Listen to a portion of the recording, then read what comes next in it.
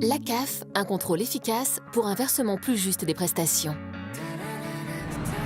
Chaque année, 31 millions de personnes sont concernées par les prestations versées par la CAF, soit près de 50% de la population. Cet argent provient des cotisations de chacun. Il est redistribué aux personnes qui en ont besoin.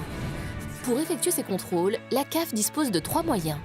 1. Les contrôles automatisés, par exemple quand la CAF échange des données avec Pôle emploi et les impôts.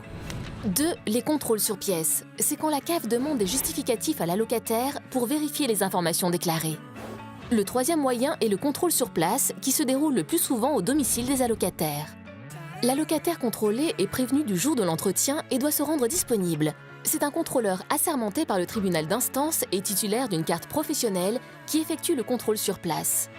Si la situation de l'allocataire est conforme à ce qui a été déclaré, les prestations sont maintenues à l'identique. Si le contrôleur remarque que l'allocataire ne bénéficie pas de toutes les aides auxquelles il a droit, la CAF revoit le montant des prestations à la hausse, c'est ce qu'on appelle un rappel.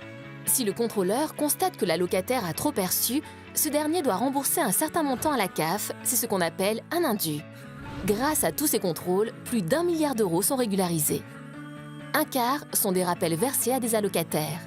3/4 sont des indus que des allocataires doivent rembourser à la CAF. Si une partie des indus résulte d'erreurs involontaires des allocataires, une partie est aussi due à des omissions volontaires ou à de fausses déclarations. C'est ce qu'on appelle des fraudes. Toutes les fraudes détectées sont sanctionnées par des avertissements ou des pénalités pouvant aller jusqu'au dépôt de plainte.